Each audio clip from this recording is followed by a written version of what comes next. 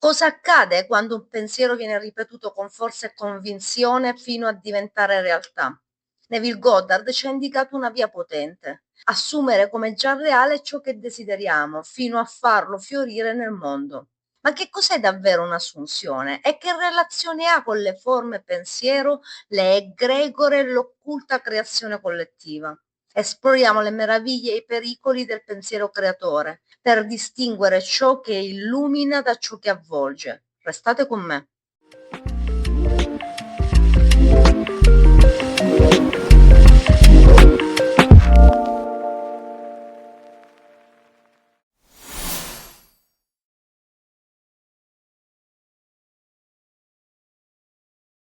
Nel mondo della spiritualità moderna si parla spesso di forme pensiero, egregore, e della cosiddetta legge degli assunti, popolarizzata da Neville Goddard. Ma cosa si c'è realmente dietro questi termini? E come possiamo discernere tra verità spirituali e suggestioni mentali? In questo intervento esploreremo questi concetti da una prospettiva chiara, profonda, per aiutare chi cerca davvero la via. Cominciamo col dire che ogni pensiero che formuliamo non è solo contenuto astratto, è una forza vivente che prende forma nell'invisibile. Le forme pensiero sono configurazioni eteriche e astrali generate dalla nostra attività interiore. Più il pensiero è concentrato, sentito, alimentato nel tempo, più si coagula in una vera e propria entità sottile, capace di influenzare sia chi lo ha creato, ma anche l'ambiente. Secondo l'antroposofia, il pensare umano può essere immaginativo, ispirato o intuitivo. Ogni livello permette al pensiero di vivificarsi. Quando però il pensiero è carico di desiderio, paura o volontà egoica, esso si distacca dall'io e agisce autonomamente. Può allora diventare un parassita eterico o alimentare una struttura collettiva, appunto un'egregora. Ti invito a questo punto a guardare il mio video che si intitola Dal desiderio alla volontà. Se non l'ho ancora caricato, lo farò a breve, non perdertelo. Passiamo adesso alle egregore come entità create dalla collettività.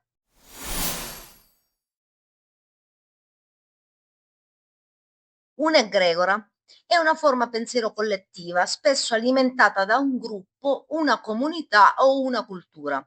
Se molti esseri umani focalizzano la loro attenzione e le loro emozioni su una certa immagine, idea o simbolo, quella forza si nutre e si struttura come un ente autonomo, che può influenzare i pensieri e le emozioni di chi vi si connette. Ciò è pericoloso se non guidato dalla coscienza dell'io superiore, poiché può determinare pensieri ricorrenti non propri, suggestioni spirituali ingannevoli e o forme di controllo mentale mascherate da ispirazione. Una vera via spirituale consiste nel riconoscere le forze psichiche impersonali e imparare a discernere tra ciò che nasce dalla libertà interiore e ciò che ci possiede. Neville Goddard non usò mai l'espressione legge degli assunti in senso dogmatico. Ciò che insegnava con parole semplici e potenti era che l'immaginazione dell'uomo è Dio in azione. Se assumi una realtà come già vera e vivi come se fosse tale, il mondo si riorganizza per riflettere quella convinzione. Ma puntualizziamo una cosa: smettiamola di chiamare legge qualunque cosa venga applicata in questo campo pseudo spirituale. Ci stiamo riempiendo di leggi esterne. Capite il pericolo che implica questo in un momento in cui l'uomo non può più invocare alcunché, può soltanto evocare. Che non se ne renda conto non vuol dire che non stia evocando. Non ci sono leggi esterne, tranne quelle veramente alte, ma ne parleremo man mano, ma non c'è una legge di attrazione, non c'è una legge degli assunti, non c'è una legge di reversibilità e non so quante altre leggi ormai sono state create in questo ambiente. Non chiamate legge quello che neanche chi ha espresso il concetto o creato una tecnica o fornito una tecnica, neanche quella persona ha chiamato legge. Non esistono leggi, già ci bastano quelle che abbiamo.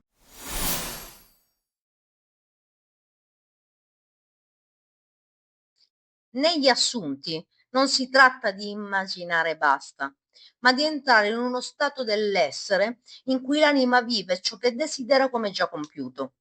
Questo processo non avviene nel mentale, ma in quello che si potrebbe chiamare l'eterico trasformato, cioè quando il pensiero si radica nel corpo vitale e vi agisce con continuità. E come si fa? Facciamola semplice, desideri un paio di scarpe, quindi facendo alla Goddard, indossale ora. E se veramente le stessi indossando ora, come ti comporteresti? Come la persona che ha delle scarpe ai piedi, delle semplici scarpe ai piedi. Forse un giorno saresti felice, ma già dal secondo giorno sarebbero un paio di scarpe come le altre, o poco più. E quindi cosa faresti? Semplicemente vivresti la tua vita come nulla fosse cambiato. Le scarpe che tanto volevi sono diventate la tua nuova normalità. Non faresti nulla, vivresti. E perché dovrebbe essere diverso con il denaro, l'amore o la salute? Te l'hanno reso diverso. È perché lo vuoi raggiungere che non ce l'hai. È perché sei nel campo delle forme pensiero della prossima tecnica, che cadrai da una tecnica all'altra, perché non chiedi ciò che vuoi, ma chiedi la formula certa che ti darà ciò che vuoi.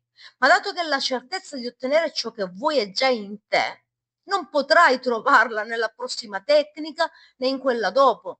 Dovresti abbandonarti a te stesso, a te stessa, ma hai paura di farlo perché nel momento in cui ottieni ciò che vuoi, non hai più scuse. Sei una divinità e ti fa paura perché invece di chiedere ti verrà chiesto. Ti verrà chiesto Dio, perché permetti il male? Perché permetti la guerra? Perché? Oppure non è che potresti farmi la grazia di darmi quella trasomma? E cosa accadrebbe? Che tu capiresti. Capiresti che hai creato un Dio esterno come capro espiatorio per non sentire la vergogna di aver ceduto ad una presa in giro. Tutto quello che diciamo di Dio è in verità una confessione che facciamo a noi stessi.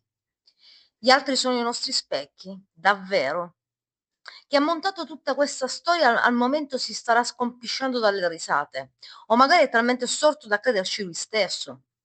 Noi siamo lo specchio del Dio che noi abbiamo creato, ma gli altri con noi non hanno nulla a che spartire in questo senso, ma lo vedremo più in là.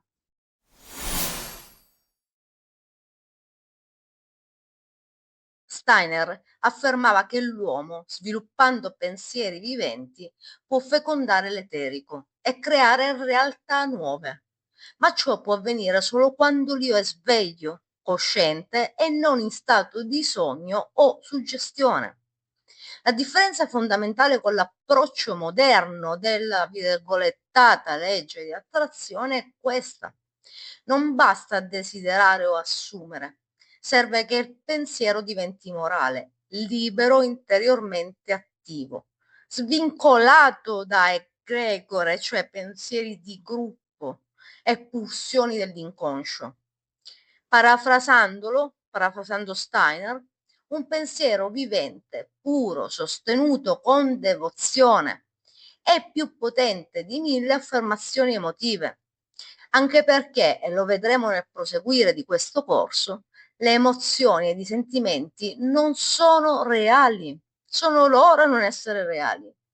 Noi non nasciamo emotivi, lo diventiamo, o meglio, crediamo di esserlo per distorsione percettiva nei confronti di ciò che ci accade. Quindi, in sintesi, cosa significa davvero manifestare? Manifestare non è chiedere, è essere ciò che si vuole vedere. Puoi ingannare l'inconscio? Sì, puoi anche farlo, ma solo l'io può redimere e superare le situazioni. L'inconscio può farti credere che lo modifichi per un po' di tempo, ma sono secoli che quelle forze agiscono in quel modo, ti riporteranno prima o poi indietro. Poi, le forme pensiero sono strumenti, ma possono diventare anche padroni se non le governi. Tant'è vero che capita sempre l'ossessione. La forma pensiero in verità si nutre della tua ripetizione. Ecco perché le ripetizioni ossessive, se non sei presente quando le dici, possono veramente diventare ossessive, anche se io lo dico soltanto per una forma di ripetizione robotica, ma possono davvero diventare ossessive, perché non dipendono tanto da quello che dici, non gliene frega neanche di darti quello che dici, ma dipendono tanto dal fatto che tu lo dica con quella febbre o con quel lasciarti andare sonnolento, in modo da nutrirle. Quindi sì, puoi usare le ripetizioni se tu ti costringi a rimanere presente e in quel caso possono servire a tuo scopo. Poi le egregore sono collettive. Più ti unisci a una corrente emotiva di massa, meno sei libero o libera, anzi sei più dipendente, sempre per lo stesso motivo delle ripetizioni ossessive. Quante volte ti capita di iscriverti ad un canale che utilizza proprio questa metodologia e tu a un certo punto ti senti fibrillare, no? Anche se non stai partecipando, il tizio che parla, la tizia che parla ti fa fibrillare e leggi i commenti e sono tutti sulla stessa fibrillazione. Cioè, è mai possibile che non ce ne sia uno che dice a me sta cosa non mi torna, a me sta cosa non va, non funziona? No, perché non lo puoi fare, perché è lo stesso quando entri in chiesa, non so se è mai capitato a qualcuno di voi di entrare in chiesa e di impattare quasi con una sorta di muro invisibile, no? Che è praticamente la formazione, la forma pensiero di quella chiesa, no? E quando entri tu vieni preso e tendi a comportarti, o rimani fuori o sei dentro e prima o poi cominci a dire quella preghiera, perché poi più o meno tutti le conosciamo, cominci a cantare quella canzone e se non ci riesci quasi quasi abbassi lo sguardo perché succedono queste cose? Perché sei entrato dentro un'egregora, è entrata dentro un'egregora e praticamente non stai stando alle regole dell'egregora. Quindi facciamo attenzione a queste cose perché la vera assunzione è etica. Non si tratta solo di attrarre una condizione, ma di trasformare se stessi per diventare gli uomini e le donne che possono sostenere quella condizione. Per esempio, se tu ti immagini a filo di infarto, nel senso che sei talmente felice che praticamente rischi un colpetto al pensiero di avere 1 milione di euro in mano, e stai creando nelle forze che ti supportano il dubbio che tu non possa sostenere quella cifra e per amore non te lo permettono, perché le forze che lavorano con te, per te, sono a tua difesa. Le egregore sono al loro nutrimento.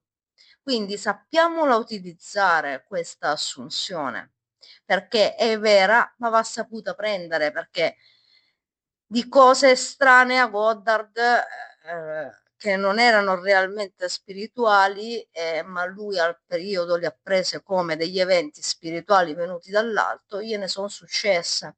E soltanto chi ha studiato antroposofia può capire che molte di quelle erano delle illusioni un po' pericolose.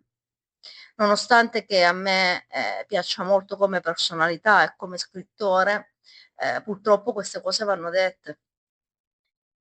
Quindi, in conclusione, una via interiore e concreta deve essere utilizzata in un tempo in cui tutto viene venduto come tecnica rapida per manifestare.